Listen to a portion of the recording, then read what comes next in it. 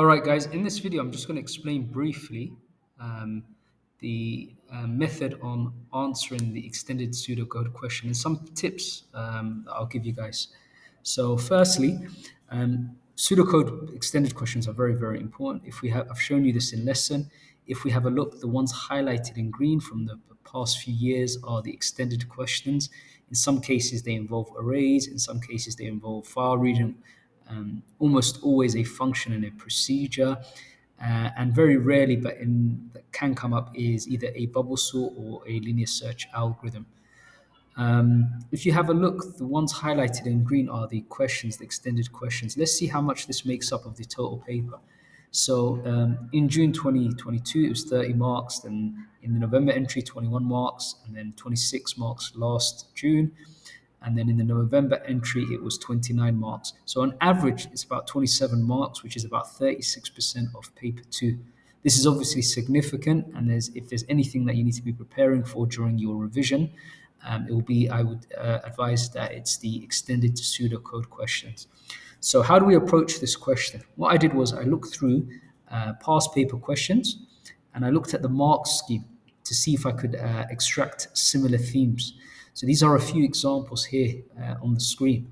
So the structure, in most cases, not always, but in most cases, the structure involves something that looks like this. You have a procedure or function header. Then you go on to you get some marks for declaring and initializing variables, arrays, constants that you're going to use in your pseudocode. Then there's some sort of input where you get some data or you read in from a file. You use a loop, one of the three loops, either a count control, a post condition, or a precondition loop. There's some sort of selection statement, either an if or a case. There's some process, so some calculation or some extraction that is being done, or some string splitting. And in many cases, you're expected to use the built-in function, which you can find in the insert provided in the exam.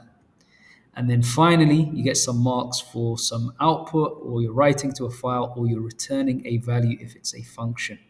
So what tips can I give you in approaching this question?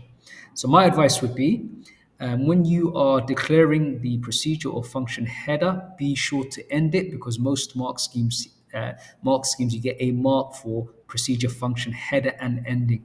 So often we do the header very well, but we forget to end the procedure or function.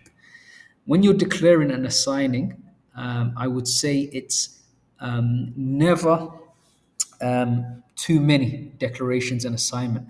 But often what will happen is you write some pseudocode and then you'll forget to declare or assign something. So I would leave some space under the functional procedure header where you can come back and fill in your declarations and your assignments.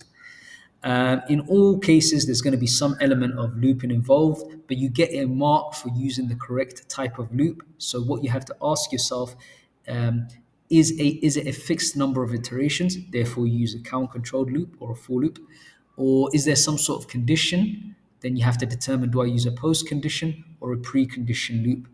If it's an array of a fixed size, then always stick to using a count-controlled loop. Finally, you do a select when you're writing pseudocode in the extended question for a selection statement. I'd probably stick to an if, because it just has a lot more clarity, unless the question specifies that you have to use a case statement. Normally, in some cases, there's some Boolean variable, so initialize it to either true or false at the beginning.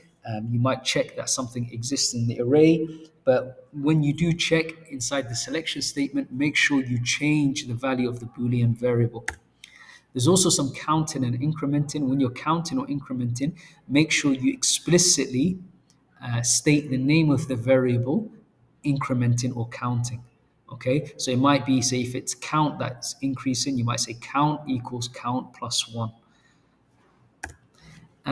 With the built-in functions, I would say refer to the insert so that you understand and know the functionality of the built-in function and that you select the right one to use.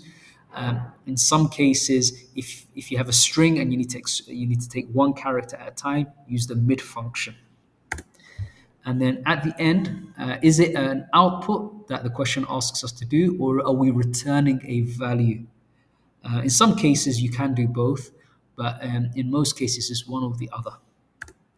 And then my final little bit of advice would be I wouldn't say you'd lose marks, but it's just good practice to always end the multi line structures. So if you have like an if statement with some else ifs and else, always have your end if. If you have a for loop, then make sure you have your next counter and so on. And that is all.